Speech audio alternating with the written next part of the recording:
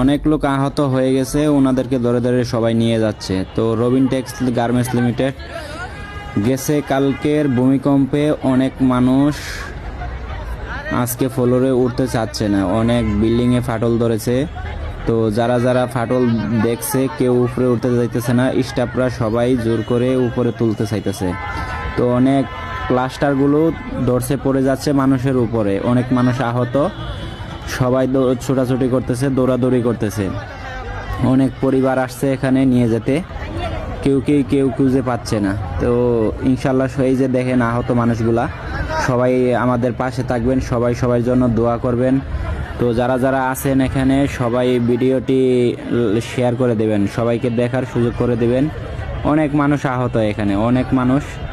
তো আপনারা দেখতে পারতেছেন এক মহিলার মাথার মাঝে আঘাত পেয়ে পড়ে যাচ্ছে, এবং সিকিউরিটিরা চাচ্ছে গেট বন্ধ করে দেওয়ার জন্য, কিন্তু শ্রমিকরা কেউ গেট বন্ধ হতে দিচ্ছে না।